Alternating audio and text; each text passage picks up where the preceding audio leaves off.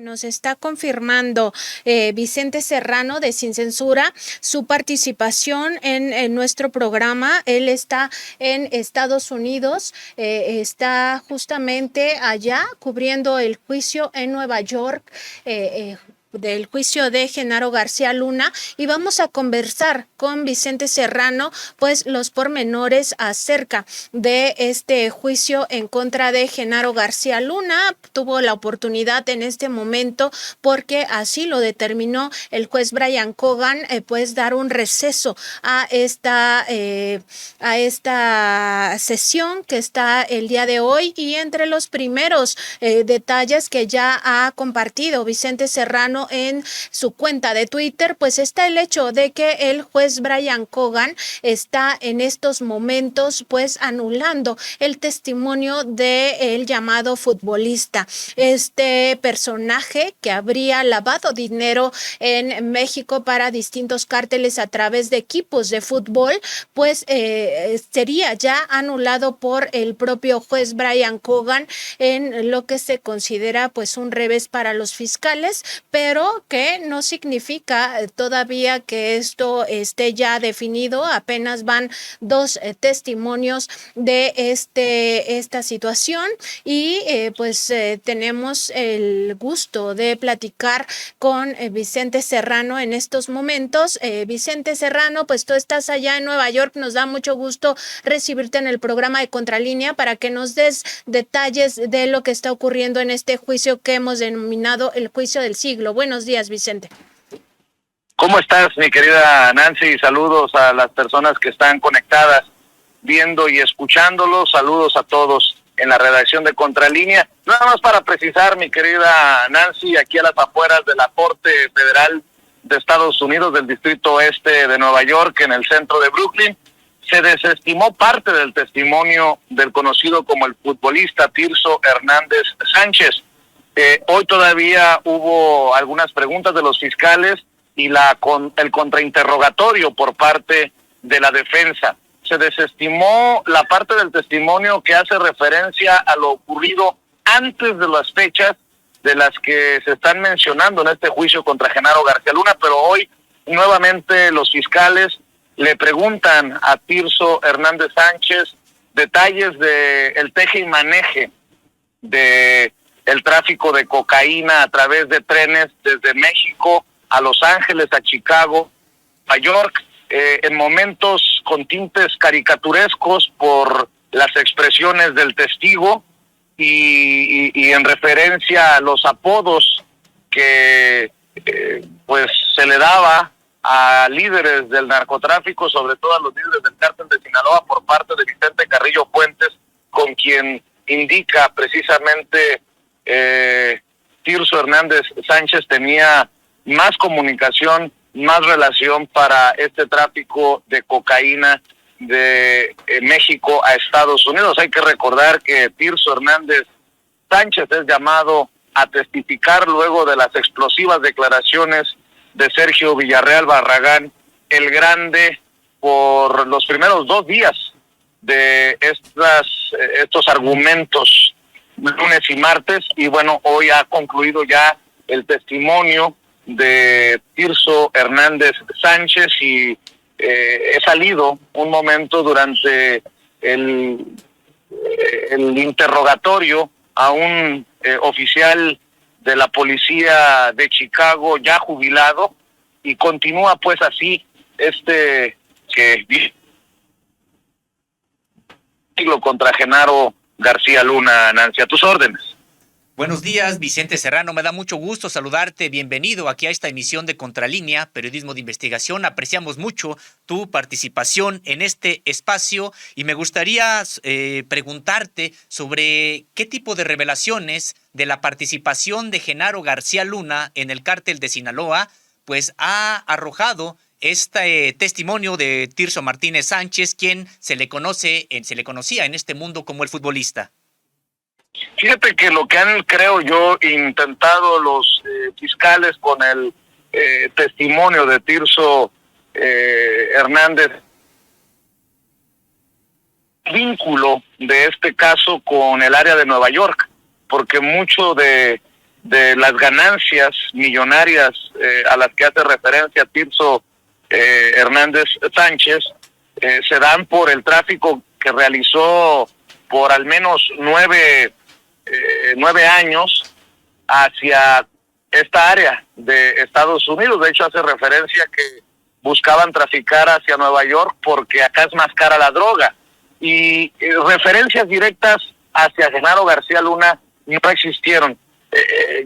Existieron referencias a cómo la corrupción al interior de las filas de la policía en todos los niveles les permitieron asegurar este tráfico de estupefacientes hacia Estados Unidos en todos los niveles.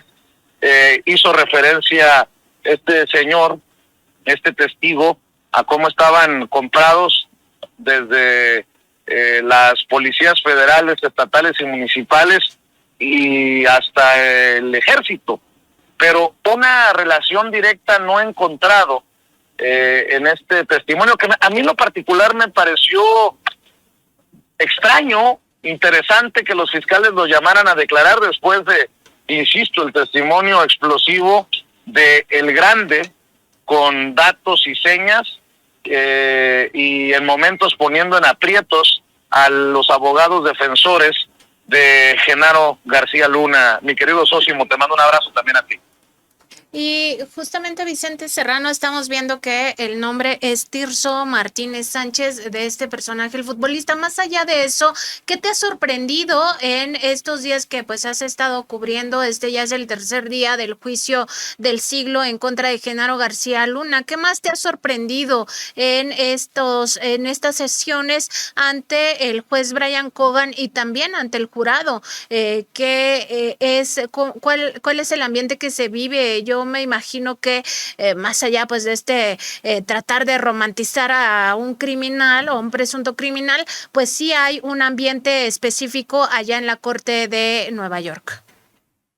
Me llamó mucho la atención lo errático, nervioso y los errores que llegó a cometer César de Castro, el abogado defensor de Genaro García Luna, al contrainterrogar a Sergio Villarreal Barragán, el Grande. Y gracias por la corrección, mi querida Nancy. En efecto, Tirso Martínez Sánchez.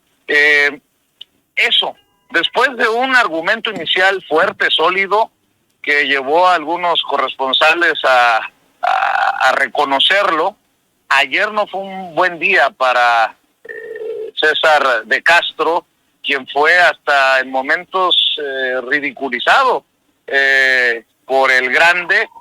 Y recuerdo una referencia cuando César de Castro le decía: ¿usted conoce al gaucho? Y en tono burlesco el Grande le dice: no, yo no conozco a ningún gaucho, pero conozco a un guacho. Y esos mínimos errores provocaron el nerviosismo y esta actitud errática de César de Castro, que hoy llegó un tanto inquieto a este salón, a este lugar en donde se desarrolla el juicio contra Genaro García Luna.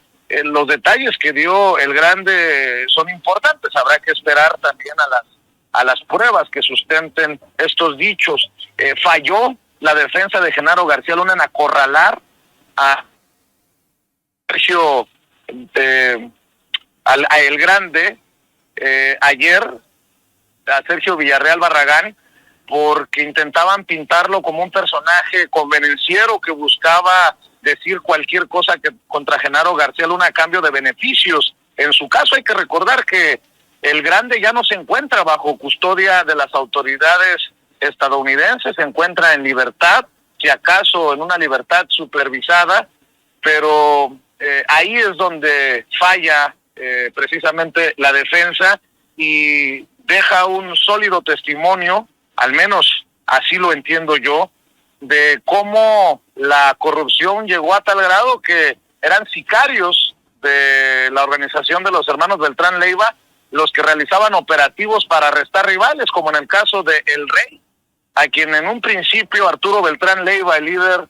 ya abatido hace algunos años en Morelos de los hermanos Beltrán Leiva, pensaba asesinar luego de que se diera el arresto del Mochomo, el hermano de Arturo Beltrán Leiva, por lo que él creía habían sido traiciones al interior de el cártel de Sinaloa. Ahí es donde se fraccionan, y es el Grande el que asegura haber convencido a Arturo Beltrán Leiva que si asesinaban, mataban al rey, le iban a pagar, se iban a vengar con el asesinato del Mochomo al interior de la cárcel, y por eso se arma con miembros corruptos del Asiedo y con miembros pistoleros de la Asociación de los Beltrán Leiva el operativo en el que se arresta a el rey en la Ciudad de México hace algunos años, y cuenta cómo después transfieren al detenido a la policía del Distrito Federal. En ese entonces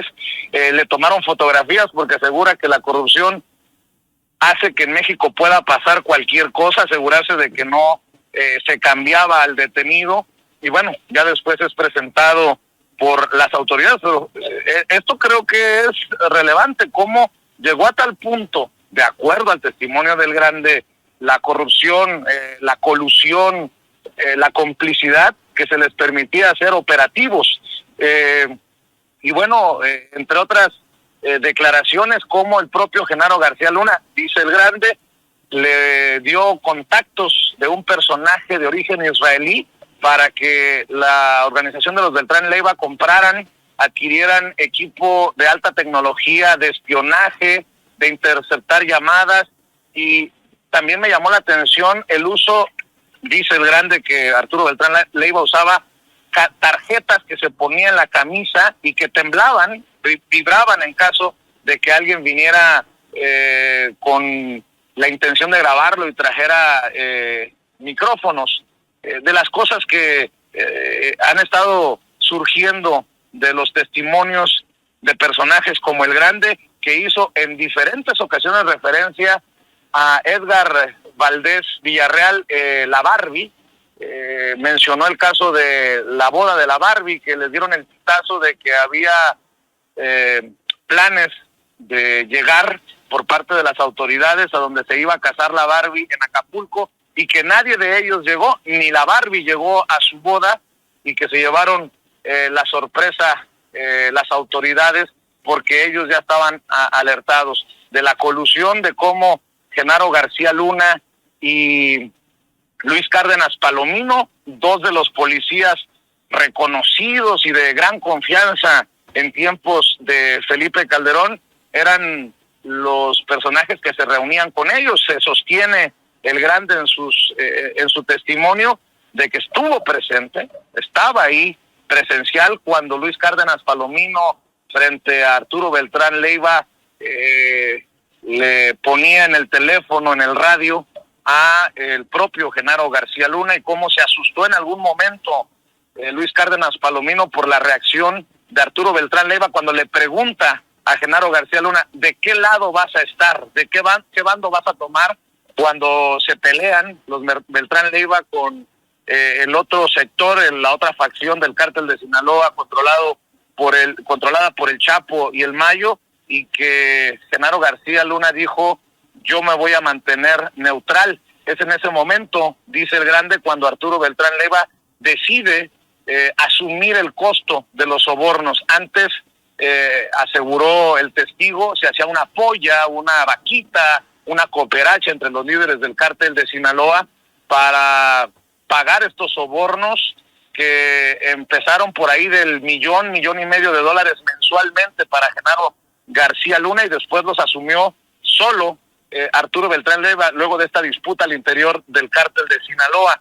También fueron poco efectivos los defensores, en este caso César de Castro, el abogado defensor, en ridiculizar las cifras cuando hace cuentas, y en pocas palabras decía: usted está diciendo que Genaro García Luna recibió en estos años en los que fue cómplice, según usted, de Arturo Beltrán Leiva, más de 200 millones de dólares. Y le dice: sí.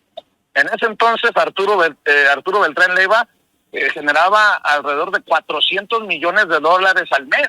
Hay que recordar que el Grande terminó firmando un acuerdo con las autoridades estadounidenses en el que incluía regresarle a las autoridades 100 millones de dólares, mi querida Nancy, mi querido socio. Pues Vicente Serrano, sin censura, está haciendo una magnífica cobertura de este juicio a través tuya precisamente. Como sabrás, aquí en México, pues los grandes medios de comunicación están minimizando el caso, notas perdidas, no le están dando la relevancia que tiene el que se esté enjuiciando al número 2 del gobierno de Felipe Calderón Hinojosa por presuntas complicidades con el narcotráfico. Por ello, ya que tú tienes el pulso de lo que está pasando, de lo que se está viviendo ahí, me gustaría preguntarte, pues, ¿cómo has visto la propia cobertura de los medios allá, pero también cómo has visto las reacciones? No solamente ya nos has comentado de la parte de defensa de Genaro García Luna y de los propios testigos, sino incluso la reacción del juez, la reacción del jurado. ¿Qué ambiente se vive ante las revelaciones, sobre todo las de El Grande, que se han estado virtiendo desde allá en Nueva York? Bueno, estoy al pendiente de la cobertura. De lo que les prometo es que no voy a darles detalles de los besos que le tira el acusado a su esposa, que hoy por la mañana se veía tranquila y en ocasiones sonreía con algunos de los corresponsales que reconocía. Nosotros los corresponsales nos sentamos literalmente en la banca de atrás. Esposa de Genaro García Luna. De eso sí no les voy a reportar, porque yo creo que ya tenemos suficiente con la cobertura color de rosa que hacen medios como El Periódico El Financiero. Y nada más para darte una idea, aquí sigo esperando a las afueras que lleguen los grandes periodistas de México y Estados Unidos. No veo a Jorge Ramos, no veo obviamente a Carlos Loret de Mola o a Joaquín López Dóriga, pero obviamente se los digo con todo el sarcasmo del mundo. A mí me sorprendió que después de un testimonio tan sólido y lo que parece haber sido una victoria, por llamarlo de alguna manera, de los fiscales de la Fiscalía con El Grande en el banquillo de los testigos, que llamaran a Tirso, al futbolista, a Tirso Martínez Sánchez, como testigo, porque hasta el juez Brian Cogan dice, hay muchas cosas que resultan irrelevantes para este caso. De hecho, el juez Brian Cogan por la noche es cuando asegura cuando pide que no se tomen en cuenta algunas de las partes, según él, irrelevantes para este juicio, menciones de personajes de los que no sabía el apellido, que no tenía claridad de la identidad. Me llamó la atención eso por parte de la Fiscalía y de lo contundente también del juez Brian Cogan, que hay que decirlo, ya había escuchado mucho de este testimonio de Tirso Martínez Sánchez, porque ya había testificado este personaje en el juicio contra Joaquín El Chapo Guzmán, y que no se nos olvide que el juez Brian Cogan es el juez o fue el juez que presidió y sentenció en su momento a Joaquín El Chapo Guzmán a cadena perpetua. De llamar la atención cómo Genaro García Luna, cuando se da este nerviosismo y las pifias, así las considero yo, de su abogado defensor, se le veía tenso y en algún momento como siguiendo una pelota en un juego de ping-pong. Las preguntas de su abogado defensor lo volteaba a ver a él, luego volteaba a ver a El Grande cuando respondía. Creo yo que El Grande nos deja mucha carnita, mucha información de el modus operandi, de cómo lograron estos personajes incluso negociar con el crimen organizado, el mita y mita, si me permiten la expresión, el 50-50 de la droga que se recuperara y que había estado incautada. También me llamó mucho la atención una historia que cuenta El Grande, de cómo para rescatar toneladas de cocaína que les habían retenido en el puerto de Manzanillo, en un rancho en donde, dice él, entrenaban a sicarios, pusieron una fabriquita para generar droga falsa que luciera como cocaína y que después terminaron cambiando por la cocaína buena, rescataron la cocaína y dejaron esta droga falsa que crearon con harina, con azúcar, y que hicieron pasar por buena en este rescate de este decomiso, si recuerdo bien, de 20 toneladas de cocaína. Hubo en momentos hasta pues sonrisas de algunos de los presentes en la audiencia en estos intercambios, pero también momentos muy tensos cuando se empezaron a dar detalles de secuestros, torturas y asesinatos horrorosos de los que le recordaron por parte de la defensa a El Grande. El Grande había asegurado en algún momento que no había estado presente en asesinatos perpetrados por el propio Arturo Beltrán Leiva, y el abogado defensor le hace referencia al asesinato de 2 mujeres que se expresaron de una forma que no le gustó al capo de su esposa y las asesinó ahí en caliente. No voy a dar los detalles por respeto al auditorio, pero bueno, todo esto ocurre en torno a la presentación de testigos, y seguimos esperando pues estos testigos de alto calibre en el mundo del crimen organizado, como la Barbie, entre otros, querida Nancy, querido Soso. Vicente Serrano, pues te agradecemos mucho la gentileza de haber tomado la comunicación con Contralínea, y sobre todo pues nos mantenemos atentos a los reportes que vayas dando, esperando que pues también en los próximos días pudiéramos hacer otros contactos para que nos vayas comentando tus impresiones de este juicio tan relevante. Muchas gracias, Vicente. Sabemos que pues te tienes que retirar para seguir cubriendo este juicio tan relevante para nuestro país. Muy buenos días, Vicente Serrano. Les mando un abrazo y siempre mi respeto y admiración por lo que publican ustedes en Contralínea, periodismo de investigación.